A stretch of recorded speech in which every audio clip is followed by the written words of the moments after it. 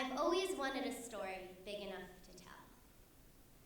A story long enough to wrap 1,000 nights. A story epic enough to hold your attention, to seize your breath, to keep you believing in the brightness of my words until the sun goes down and I can prove to you then that they glow.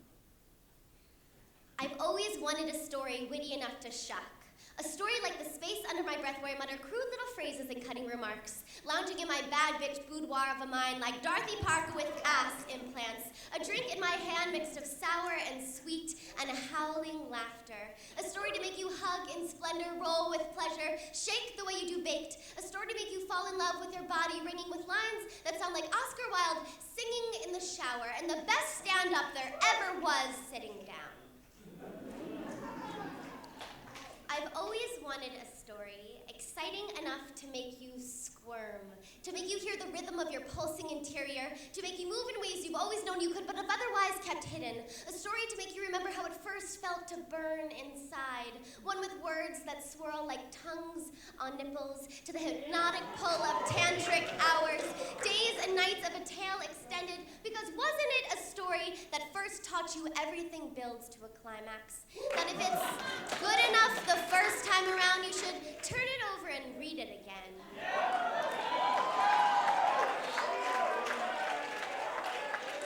I've always wanted a story strong enough to stand the beatings, to release gasps of dust clouds into the air like a rug hung out all patterned in thick, tight-knit fibers like lovers, exploding orgasms of dead skin cells to just float again for a while. A story confident enough to walk around without a bra when it's a little too chilly, because there's nothing wrong with recognizing that even the smallest things in life can be hard sometimes.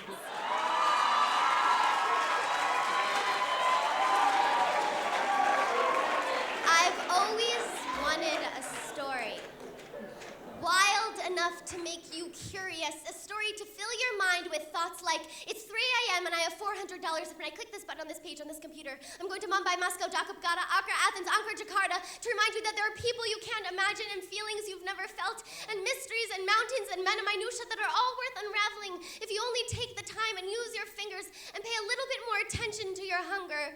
A story to give you the feeling of that morning when you once woke up knowing that the day was good and the night was good and everything is good, so you mustn't rest now, because now is the perfect time for magic. I've always wanted a story big enough to tell.